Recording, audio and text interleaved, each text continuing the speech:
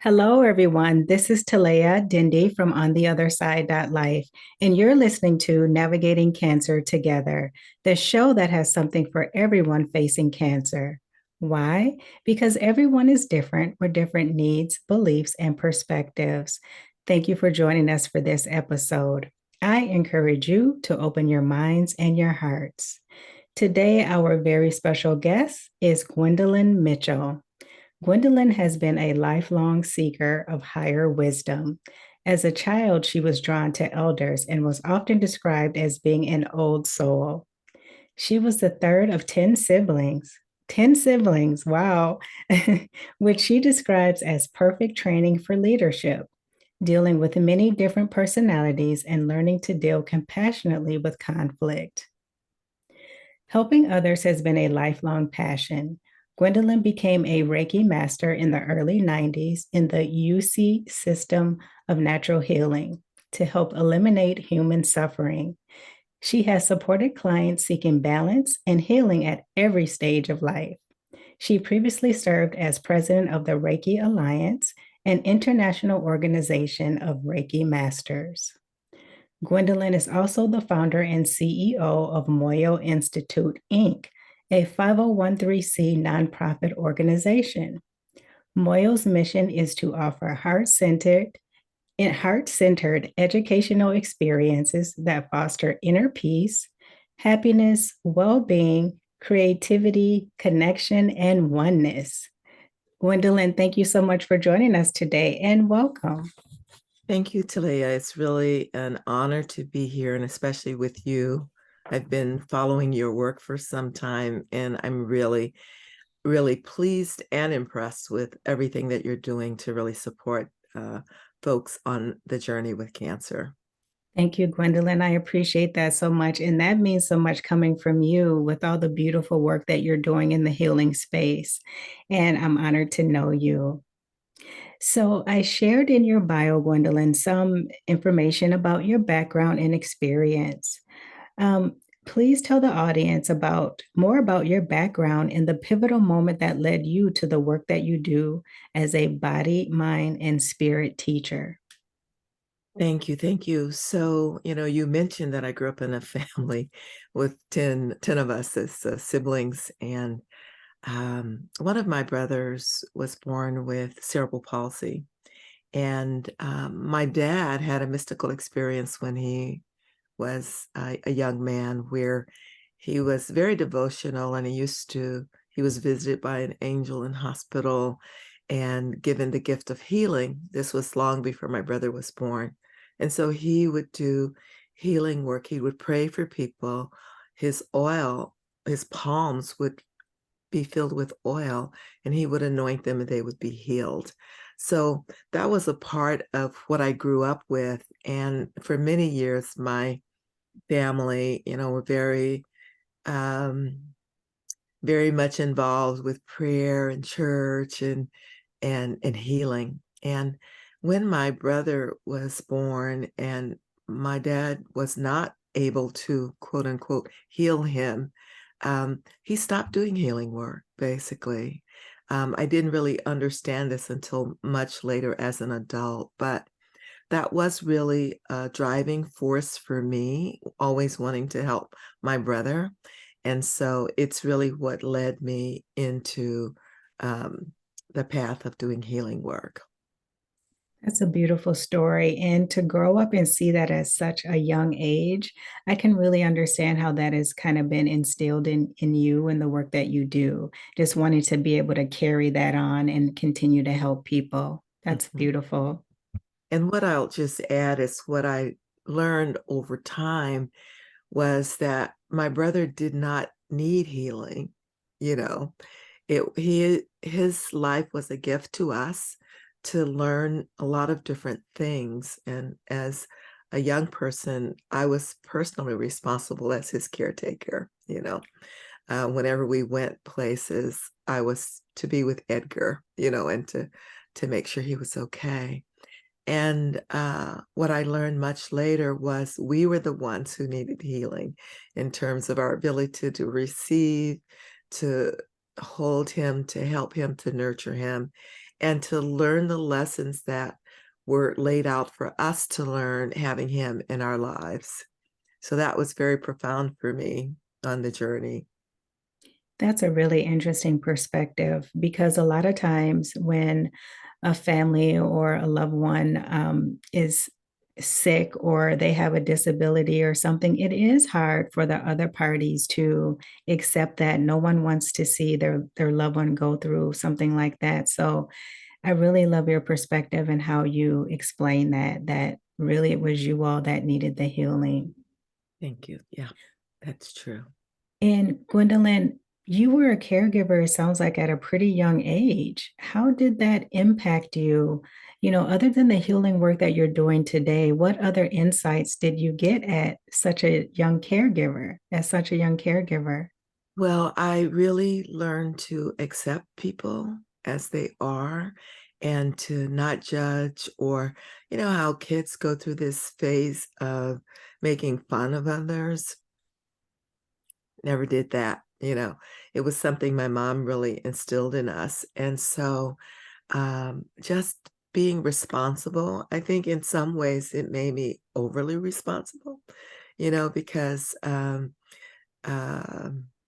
I actually held the position of eldest in the family, even though I was the third child. you know. Okay, yeah, So I grew up with more compassion, I believe, and more care.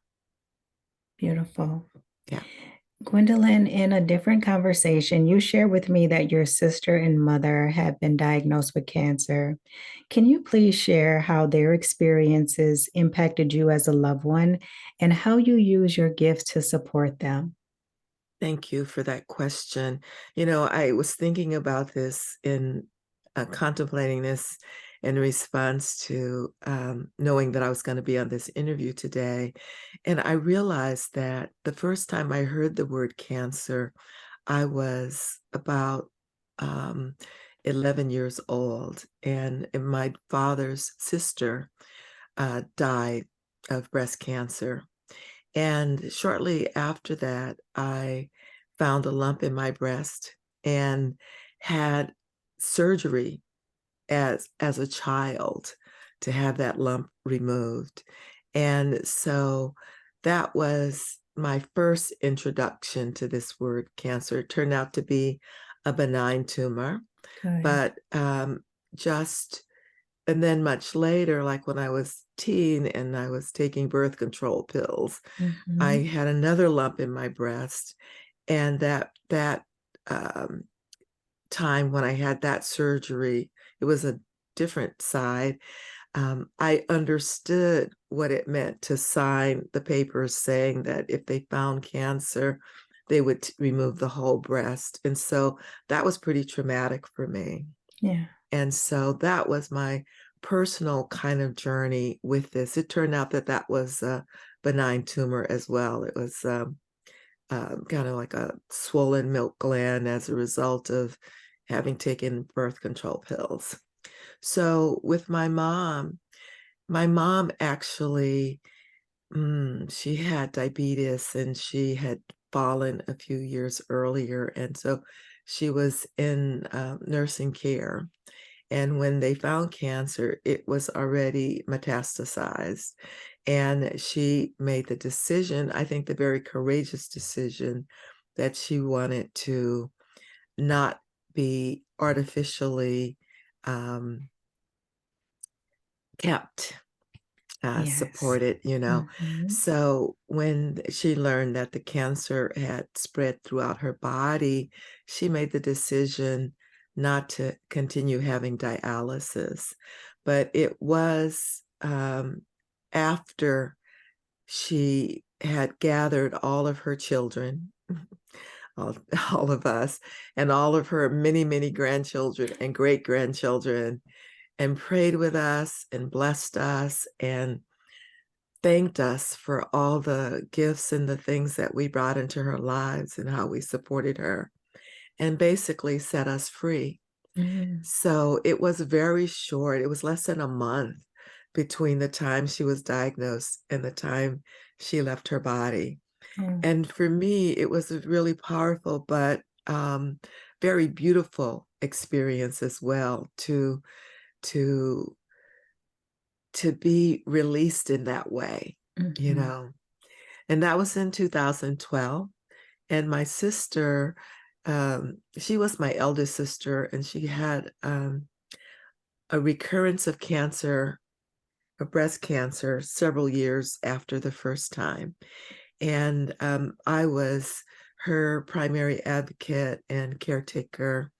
And I was responsible for getting her to all her appointments and to help her navigate through treatment decisions. And it was extremely difficult. And this is the primary reason why I do this work with love letters.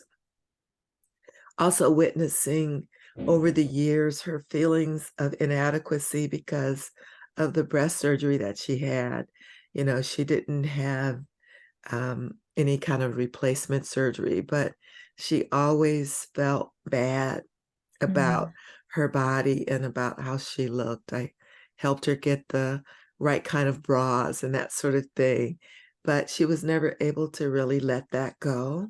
Mm. And so she is the primary reason that I do love letters to our bodies because it's really important for us and for our overall sense of well-being, whatever we're going through, to be able to hold in perspective the balance point about the beauty that is within us and all the ways that we're supported by the body in the face of disease.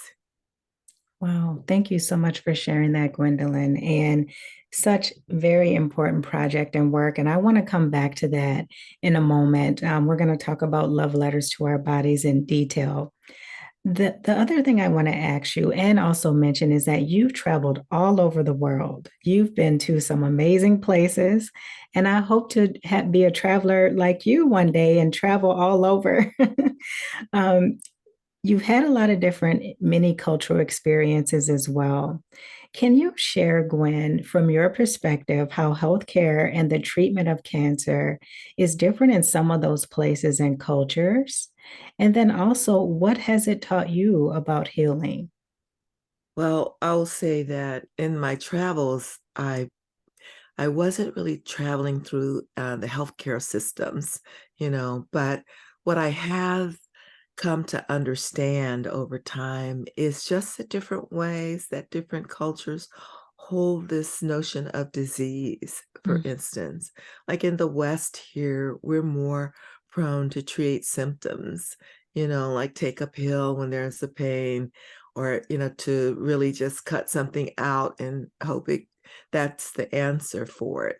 But what I find in some of the other cultures, in the Asian cultures, both in like in China and in India, in particular, I've also been to Japan, and I think this is held in that culture too, that really there's an understanding that our physical bodies are a part of, we're like a microcosm that's a part of a macrocosm, a larger system. And all of the systems within our body have to be in balance, and we also have to be in balance with nature. And so there's not the same quickness to eliminate the pain by just treating the symptom. There's really a deeper exploration of what is the cause, where is the imbalance. And I think that's so important. And that's what informs my work too. You know, like I read many years ago that, and I've gotten acupuncture treatments just as a matter of course for many, many years. And I've read that in Chinese medicine, for instance, that um, the perspective is that you treat a disease like a guest that you've invited into your home. And it's not that you just immediately start pushing that guest out of the door. You know, you want to really understand, how did you come to be here? Mhm. And that's like a totally different perspective in Eastern medicine. And my teacher from India always talks about disease is a function of the body being out of balance and out of harmony with the mind and the consciousness, essentially. And that when the systems in the body are working together, we experience oneness in the body, and that's reflected as health and well-being. So I think these different approaches, it's like, I recall years ago being with a colleague at a conference, and um, all of a sudden he couldn't move his neck, and he wanted to go to emergency, and I was like, you really need to go to a chiropractor, but we went we went we went to the emergency room, and we sat there, and they prescribed some ibuprofen or something for him, and he left there unable to move his neck. And we found I went through the phone book and found a chiropractor who could take him that day, and he had an adjustment, and immediately, he was able to move, and we were able to go on about our business.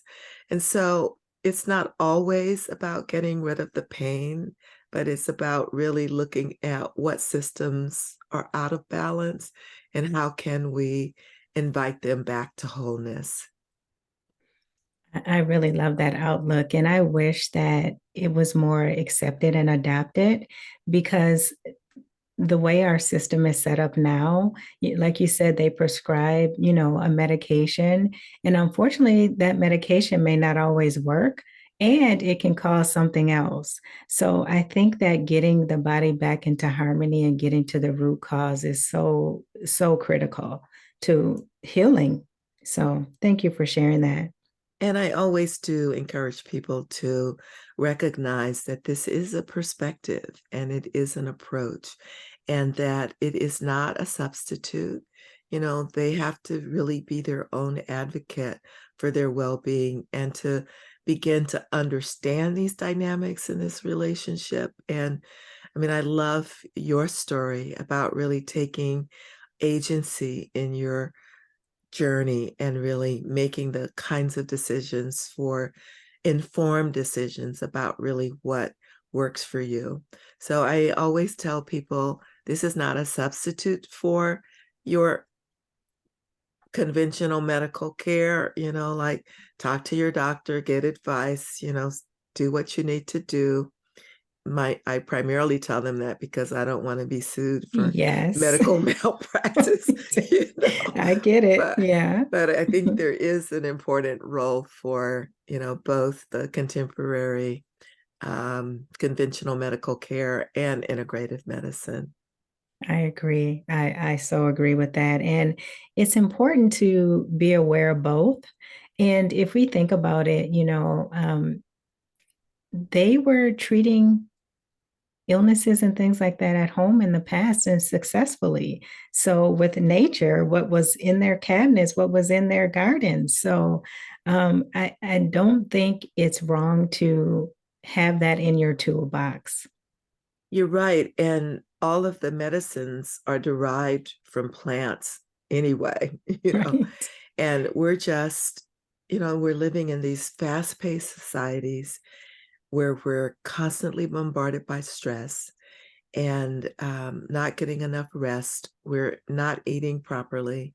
That whole food system is a system that doesn't work for African American bodies. And, there's so many ways that we're not in touch with our place in this larger ecosystem and how it can support us when we're in harmony with it. Mhm. That is true. And I want to get back to Love Letters to Our Bodies. That is such a beautiful program. I had the honor and the pleasure of being a part of that. And I really want the audience to really understand what that is about. And then also why you primarily focus on African American women for Love Letters to Our Bodies. And I know you shared the story of your sister. That's the primary reason. Yeah, well, and I think my sister was emblematic of a larger, I will say, issue, but I think like for African Americans, period, for women in particular, we have this really complicated relationship to our bodies. We are constantly put up against, in mass media, standards of beauty that do not reflect ourselves. And, from a very early age, we start, having things done to us to make us presentable.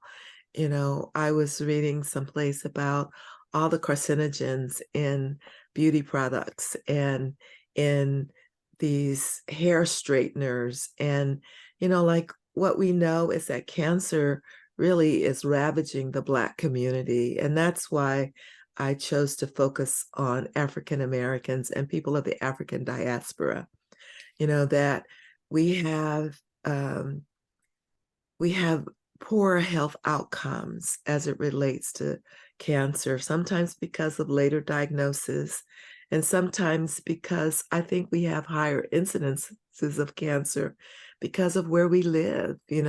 Sometimes it's the pollution in the environment. Add that to the pollution in the dyes for our hair and the chemical processors and, the pollution in our foods and in our household products. And I think that, I want to care for, us, and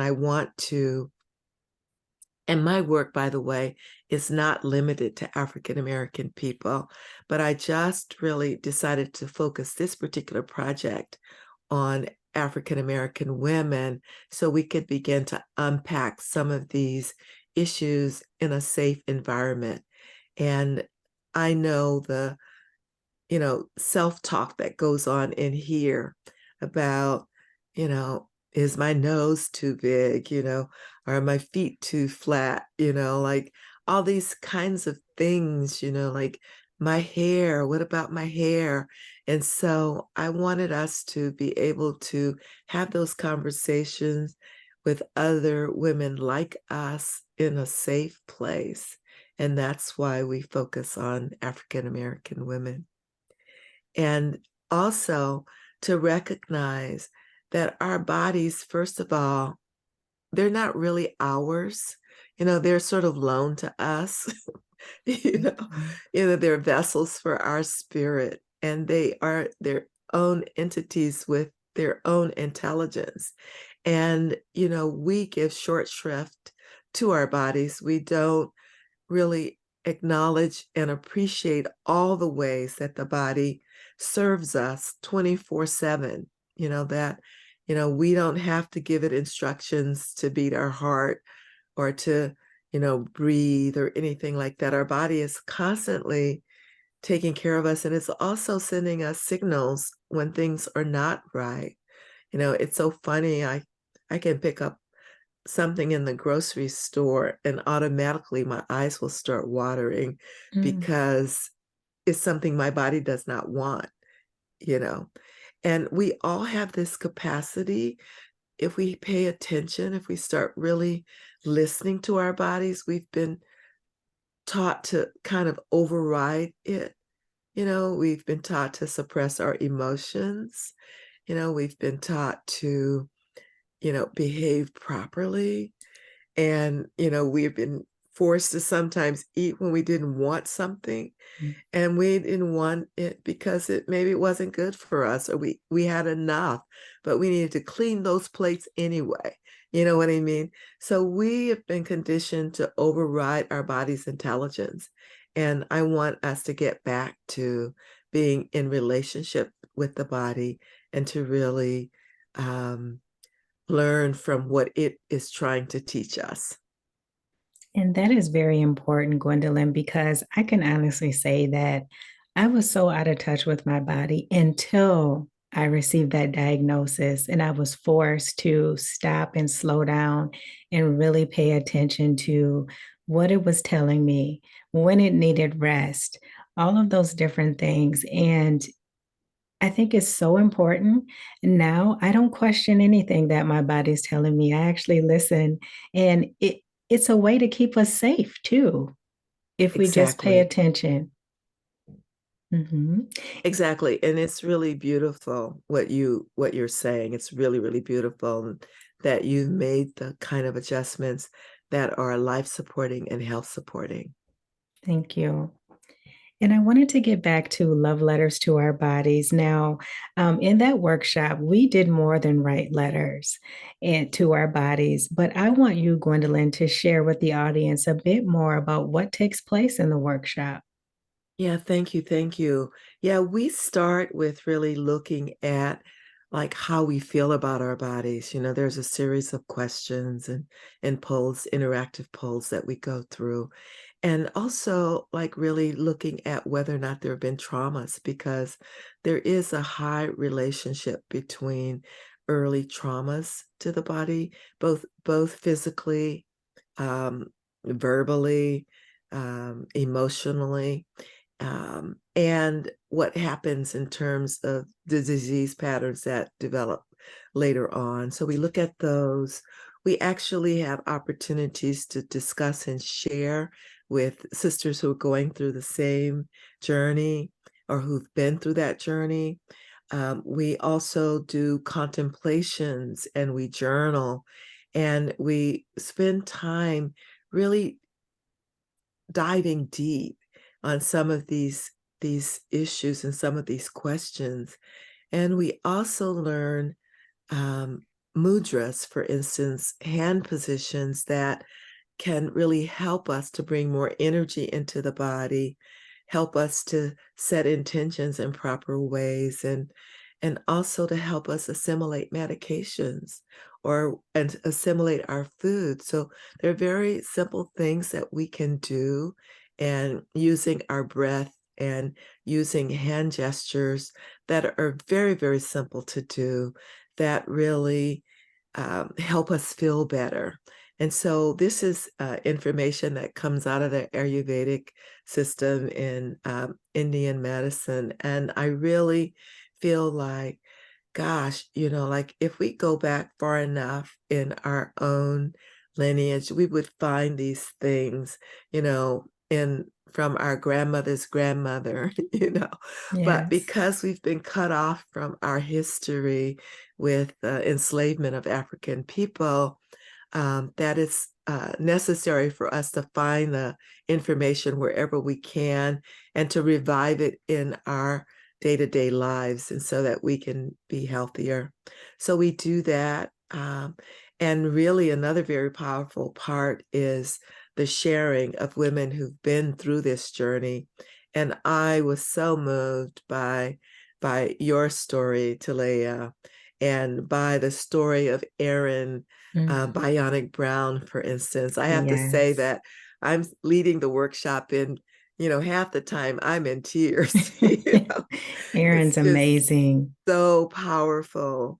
Um, and learning from each other is such an important part of it. I feel that we create this safe space, this cocoon essentially for like a few hours on those days where we can be together and really truly be ourselves. We can learn some things to help us, and then we can, pay homage to our bodies and make amends to our bodies. And that's what the love letters portion is about. Thank you, Gwen. And thank you so much for doing this workshop. I know you've had several sessions throughout the summer, and I highly recommend it. I am somewhat of an introvert, but being in that group, I felt totally comfortable from day one, talking and sharing with all the other ladies because you just really do feel this genuine connection. And the other thing I was really fascinated by were the videos. And there was one, I think it was about water. And Yes. that one, I just will never forget it. And every time I think about you and I hear about love letters to our bodies, I think about that video. Yeah, Masaru Emoto was a Japanese researcher who really did extensive work looking at the impact of words and emotions on water. and our bodies are like 70% water. And so it's really so important for us to understand that, what he did was he actually would freeze this water after exposing it to music of different kinds and of words of different kinds. And it really shows how these crystals form, either as something exquisitely beautiful or something that's distorted and ugly. And so, you know, I have to say that one of the things that has been like a pet peeve of mine for many, many years, this is a total aside, but, I'll be in grocery stores and I'll hear mothers yelling at their kids, and Yeah. it breaks my heart because I know that those harsh words are going into that child's body, and the harsh words that we say to ourselves, the words that we use in music that are demeaning, all of Yes. these things go into our body and they inform our condition, so that was such groundbreaking work. And, it's referenced in a lot of different audiences today. But yeah, he says, I think it's called Messages from Water, but his name is Masuro Emoto. And it's such a very, very powerful sharing. And it sort of sets the ground for everything that we are learning after that. Thank you So so thank you much. for mentioning that one. Yes. Absolutely. Thank you for sharing that and all the beautiful work that you do.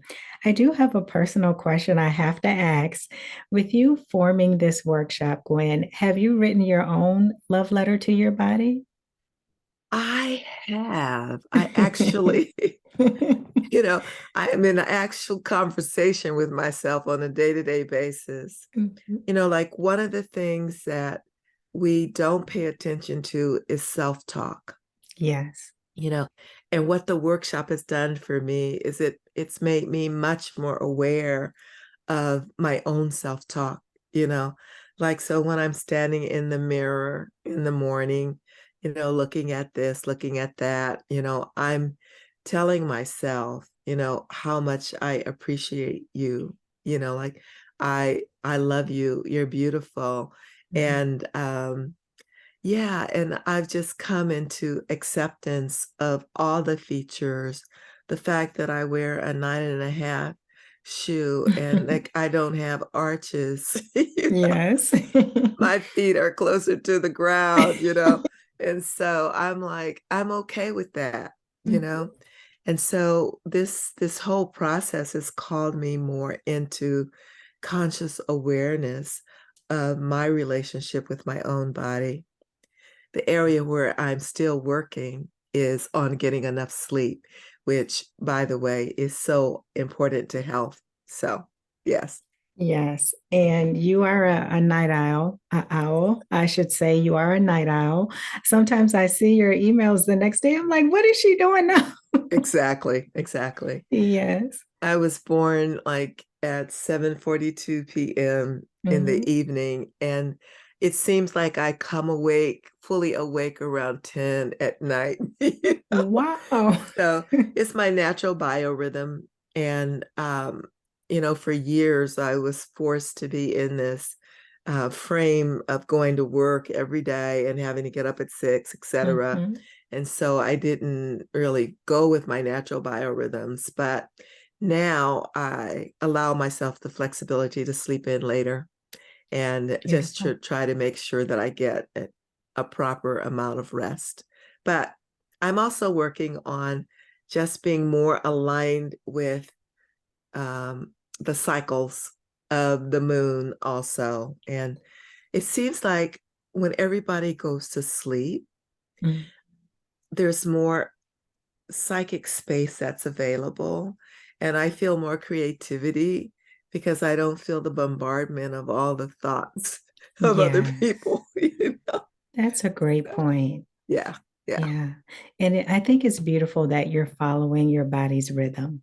And you're right, when you have to go to a 9 to 5 or whatever, it's really hard to honor that and do that. So now that you have that freedom, that's a blessing. Yeah, it is. It is. And what are the next steps for the Love Letter to Our Bodies project?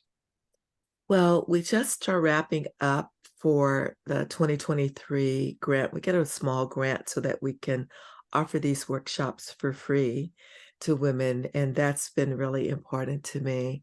And we are, we're on volume 2. I'm happy the booklet is right Nice. back from the printer. Nice. And we'll be searching for sponsors to help us with this project because I want to really bring it to more and more and more women. And I'm going to be applying for the 3rd year of the grant and hopefully be able to really reach more people because this is such important information that's really helpful on the journey. And we're starting the Love Letters podcast. I've been really inspired by you, Talaya, and Oh, thank you. also you've been so generous with sharing information. I had no idea it was such a huge undertaking. It is. So right now Yeah. I'm thinking of it in terms of a few episodes, Hmm. not like an ongoing project. Some of Yeah. the women in the workshop expressed interest in having a retreat in the Bahamas next year. So Nice. we're going to be looking at that to see if it's possible so that we can really immerse in the energy and spend 4 days or 5 days working with the breath work and the practices. So I'm hoping that we can get the kind of sponsorship support that it would make possible for the women to be able to participate in that. So That's thank you for amazing. asking. Absolutely. That's amazing. And I pray that you get the grant. I'm sure you will. And I wish you the best with the launch of your podcast. So, Thank you. Thank you. Thank you yes, for helping me with that so much. absolutely. It's my pleasure. And the other thing I want to ask you about are what other types of consciousness or healing events are you involved with? I know you have the Moyo Institute that I mentioned. So if you wouldn't mind just saying a little bit about that as well. Yeah, the Moyo Institute is a 501(c)(3), and we're nonprofit organization. It was an opportunity for me to have a vessel to, sort of pour this work out into the world without, um, yeah, and in a supportive kind of way. And then, in addition to the work that happens through Moyo, like the Love Letters Project, I'm also involved very much in spiritual work, a part of oneness community that is based in India. And we're actually doing a series of, and I've been tapped and really, I'm just honored to do a series of miracle programs where I've been going around the country hosting events where we have a really sacred event happen where your water is turned into soma. It's ancient divine nectar that used to be known as the elixir of the gods, essentially. But a person brings their own water bottle, it's with them the entire time. We go through a couple of processes, just informational, and then prayers for your water to be turned into soma. And then, right there in the room while you're there, bubbles come into your water, or the water changes texture, or it changes flavor. And that water gives you a sense of peace of mind, and also joy. And during this process, people are invited to really focus on one miracle that they would like to have manifest in their lives. And people are experiencing extraordinary miracles as well. So I'm really like having a great time. We did an event here in the Bay Area I've done one in Washington, D.C., one in Miami. Wow. On October 14th, I'm doing another one in the Bay Area, and I'm going to Portland to do one on the 21st of October. Wow. And, the purpose of this work is to really help expose people to more of this, the sort of the foundation of my work. It comes out of spiritual practice, and to let them know that a lot is possible outside of the normal way that we think about things. Like that life is a magical, mystical game, and when we're in alignment, much is possible. So there's this opening that's happening in terms of planetary alignments next January. And my teacher is really gifting people with high states of consciousness so that we can help move humanity forward in this way. So that is the work that I do separate from Moyo, but it's absolutely an integral part of what's important to me. And I also serve as a meditation and wellness ambassador for a co-working space here in Richmond, where I live in California. So those are some of the things that I'm doing as well. Wow. All great work and just beautiful, beautiful. So, congratulations and much success on all of those projects. Thank you. And you're welcome. And Gwendolyn, can you please tell the audience where they can learn more about Love Letters to Our Bodies and then also the other work that you're doing? Yes, yes. So the love letters to our bodies, if they go to our Moyo's website, it's moyoinstitute.org, MOYO Institute, INSTITUTE.org. That is, you can just click right on the front page to the Love Letters Project and go there and hear some of the letters read by women from last year. And we'll be getting the new Love Letters booklet up soon. To hear about the other work that I'm doing, go to my personal website, which is Gwendolyn, GWENDOLYN Mitchell.com, Gwendolyn-Mitchell.com. So yes, that's it. Wonderful. And I will include that information in the listen notes so that people who are interested, they can get in touch and learn more. Beautiful. Thank you. You're welcome. And before we wrap up, Gwendolyn, based on all your vast wisdom and knowledge and practices that you do, what tips do you have for individuals and families impacted by cancer? I think it's really important to be patient and to listen and to actually spend some time doing some research.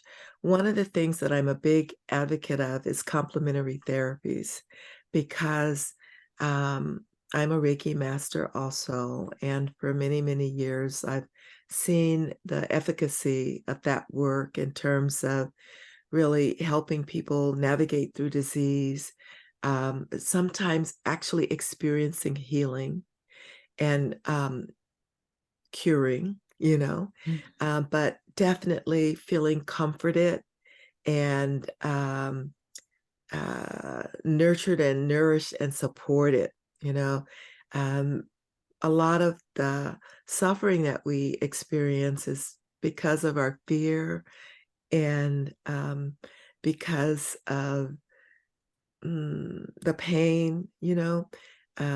We go beyond what's actually happening physically. We're fear of losing the person. How is our life going to be different? I want to tell people that cancer is not a death sentence, that, that there's more and more people living for many, many, many, many, many years past diagnosis, but early detection is important. And I would say to make that a priority and also take agency in the decisions about the treatment that one is going to receive. I mean, one of the things that I hear a lot is that people are sometimes rushed into decisions out of fear without really exploring what all the options are, and to really do a little research, understand what stage 1 means, what stage 2 means, what stage 3 means, and to really see if this is a fast growing, you know, um, issue, or if this something more slow growing, and are there other kinds of things that can be supportive on the journey. So those are the tips that I would give. Yeah. Great tips. Thank you so much for sharing that information. And before we end, is there anything else, Gwendolyn, that you'd like to share that you haven't had an opportunity to share? I just want to say that we're really master creators, that we're creating our experience with our thoughts, our words, and our actions.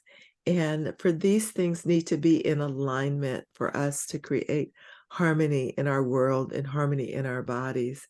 And so to recognize that it's not enough to talk the talk, but we also have to walk the walk.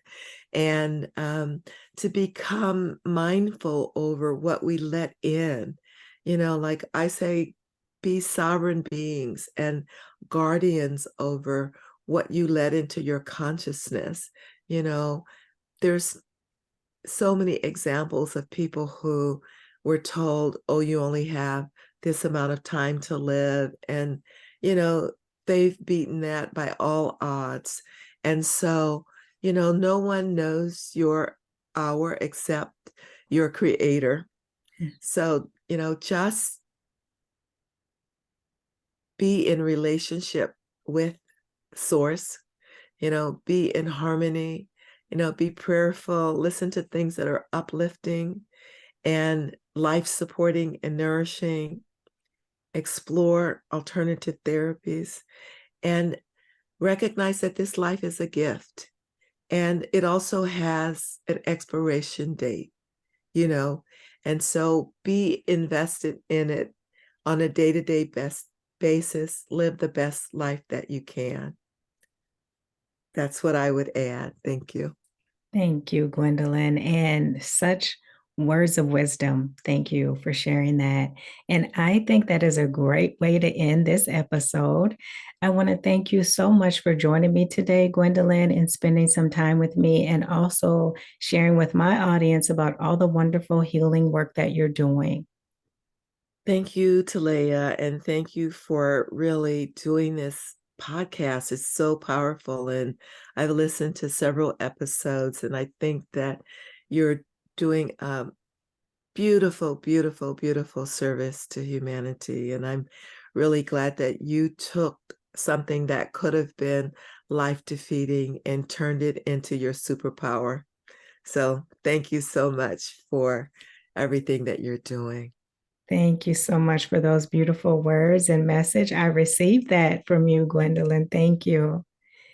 Before we end today, I would like to give a shout out to the listeners. Thank you so much for joining us. Please share, follow, or subscribe so that you can easily find my podcast and listen again. You can also listen to Navigating Cancer Together on Amazon Music or wherever you get your podcasts. That is it for this Wednesday. And until next time, let's keep navigating cancer together. Take care.